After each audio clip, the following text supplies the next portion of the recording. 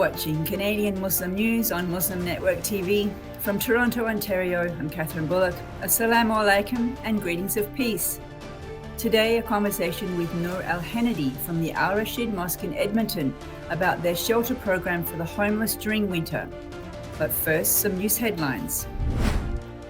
New Parliamentarian security panel has no Conservative MPs. City of Burlington, Ontario supports challenge against Bill 21 but provides no financial aid. Make women's shelters more culturally sensitive, say advocates in Manitoba. And UN Security Council condemns Houthi attacks that killed 3 in Abu Dhabi. And now the details. The Conservative Party's boycott of the All-Party National Security Intelligence Committee of Parliamentarians means that no Conservative MPs were named yesterday for the new slate of members. The Parliamentary Committee supervises the federal security and intelligence community. The Conservative Party boycotted the committee in December. Party leader Erin O'Toole cited a lack of transparency from the Liberal government for not passing along unredacted documents concerning 2 scientists fired from Canada's highest security laboratory. O'Toole says the boycott will continue until the documents have been revealed. Burlington City Councillors in Ontario voted unanimously to support the legal challenge against Quebec's secularist Bill 21 law, which prevents religious symbols from being worn while in positions of authority. Multiple cities have also pledged to support the legal challenge led by the World Sikh Organization, the Canadian Civil Liberties Association, and the National Council of Canadian Muslims. However, the city decided not to contribute financially to the court challenge, unlike its Brampton and Toronto counterparts. Recently, Winnipeg City Council also passed a motion that allows councillors to extend financial support if they choose. Women's shelters in Manitoba need to have a deeper cultural understanding, according to advocacy groups. Zita Somokoko, the head of Breaking the Silence on Domestic Violence in Manitoba, told local media sources that women's shelters need to be more culturally sensitive to accommodate women from different cultures who flee violence. Yasmin Youssef, the National Director for Nissa Homes, says that shelters must be made more inclusive. They need to be aware of cultural differences, such as divorce as a taboo topic, as well as providing anti-racism, equity, and diversity training, and making an effort to provide halal and kosher food options. The UN Security Council denounced the Friday attacks on the United Arab Emirates that killed 3 civilians and wounded 6 other victims in the strongest terms. Council members reaffirmed that terrorism in all its forms and manifestations constitutes one of the most serious threats to international peace and security. On Monday, 3 people were killed in Abu Dhabi, the capital of the United Arab Emirates, a member of the Saudi-led coalition that has been fighting Houthis in Yemen since 2015. The coalition announced yesterday the start of a large-scale operation against the Houthis in response to the attack. And that's it for the news. The Rashid Mosque, which is Canada's first mosque, opens its doors in the winter for the homeless. Today we have with us the Director of Communications there, Noor Henedy. Thank you for joining us. Assalamu alaikum. Alaikum assalam. Thank you, Sister Kathy. So this probably sounds like a bit of a dumb question because we can understand why someone would do this, but why are you opening the doors to the homeless during winter? If anybody knows really anything about our weather here, and particularly in Alberta, is that we get a few weeks of extreme weather where the temperatures could drop to -40 or even -50 during the evening. And it's a very harsh weather to not find a safe place to stay. And we've known homelessness is an issue within our city. And that is something that I've been working on for in collaboration with the city of Edmonton and different organizations for years. But during the winter and evening in particular, there hasn't been exactly a safe place for individuals experiencing homelessness to stay. And 4 years ago, I do recall in December of 2018, an individual froze to death outside an LRT station, which really struck us very badly. And we were just very shaken up. We lost a human being because they couldn't find a safe place to stay. So instantly, the team came together in the mosque, and that was the day we decided to open our mosque as a shelter. And from that day forward, now this was just recently was our 4th year that we opened our mosque as a homeless shelter for individuals experiencing homelessness. May God have mercy on that person's soul. I mean, that just must be a really horrible thing to go through, freezing to death. May God help them. So you mentioned that there's a problem of homelessness in Edmonton and you're helping contribute to. Is it only at night time that you provide the shelter, or is it during the day as well? Well, initially, the project, the first year, it wasn't just during the nighttime. It was actually more of a 24 hours shelter.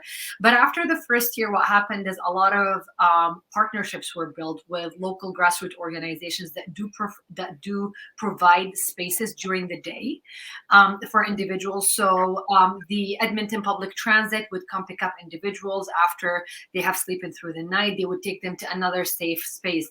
Now, this year in particular, for the past 2 years, it was only during the night, but this year, because it was extremely cold outside and a lot of individuals did not want to leave, they asked us if they could stay. So it turned more onto 24 hours shelter. I've seen this happen this year in particular, just because I would say, I heard a lot of people tell me it's the worst they've seen in 10 or even 15 years. We had a really brutal few weeks of cold snap. So it was more hours shelter. And how many people? So between 30 to 50, I think during the night is when we have the highest number of individuals. I know the individuals that would stay during the day were more around the range of 20 to 25 people. That seems like, I mean, not a lot in terms of homelessness, but for a mosque to take care of people coming in like that. I know the mosque near me, for example, during Ramadan, when they want to do itikaf, they're very particular about, well, only this many, and you have to book in advance and you get this little spot. So how do you manage so many people in the space of the mosque? Well, and COVID doesn't help either right now, right? There's a lot of restrictions that we do have to adhere to, but we are very blessed. Inshallah, one day, if you guys ever come out to Edmonton and come visit us, I'll give you guys a tour of the mosque. We're very blessed with space, especially during the evening after Isha prayer, when everybody just goes home. We do have space in the mosque to accommodate people comfortably with social distancing and whatnot. I think the 24 hours, like during the day, is where more of the issue could occur, because we do have a congregation, we do have 5 prayers a day, and also our mosque is a center, right? So we do have programs that do run during the day, whether it's Quran classes, whether it's a youth club. So that we just basically had to organize our different spaces within the mosque to make sure that we're adhering to everybody's needs. But at the same time, our community is very passionate about helping. You already know this is just like a part of our faith, is to always reach out with a helping hand whenever you can. So this project in particular has always had the full support of our community. They go out of their way to make sure that our guests are comfortable. So we haven't really seen any issues come up in terms of space or in terms of trying to work around the schedule of prayers and whatnot. Is it both men and women homeless? Yeah. So how do you arrange sort of like gender security so that the women are safe during the night? Well, security, right? We had to hire security, and we have dividers and spaces.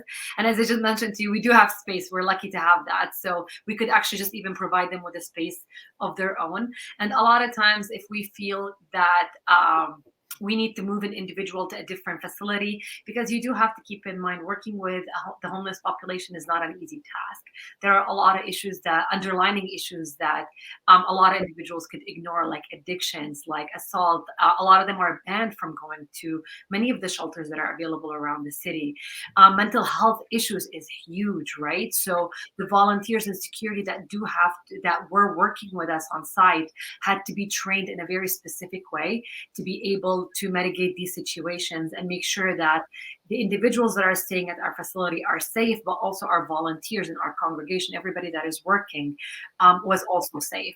So we had to keep these things in mind and just work with what we have. So that makes me wonder if you're doing social work as well, counselling and ministering, or if just simply providing a place to sleep. We do, within the mosque capacity, we do social work and we do counseling, but it's more for the Muslim community, to be honest with you. Our imams and leads the counseling work. And I know that we do have a social work coordinator that kind of helps individuals find resources within our community, to kind of trying to provide them with counseling. But this is a general service that we provide. It wasn't linked specifically to this project.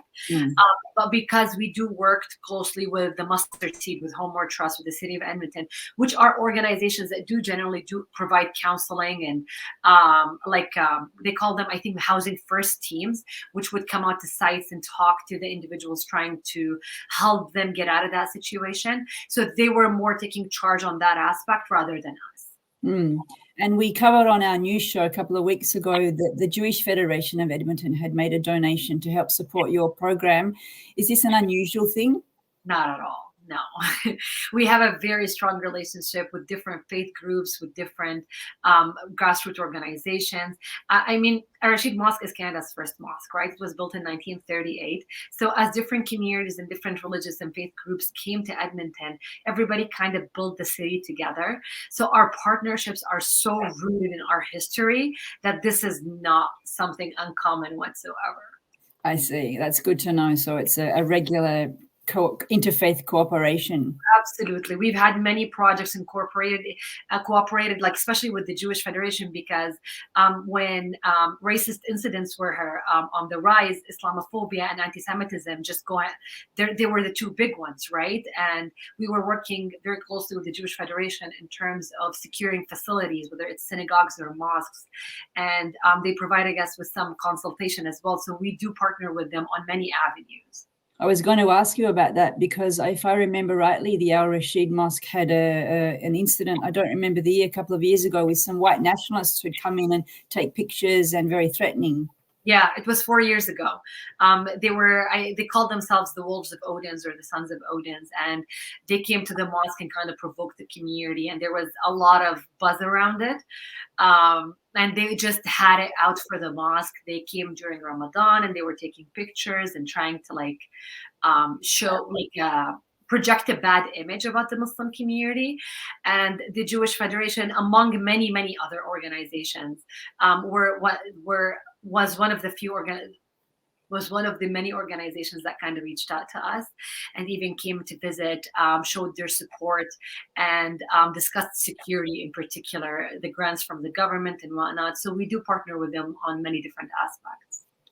That's such good news. I'm not about the visits from the soldiers of Odin, but that you had that support rallying around. That's very good to know. Yeah. We're going to wrap it up, and I believe today's a bit of a bittersweet day for you. Tell us what's happening today.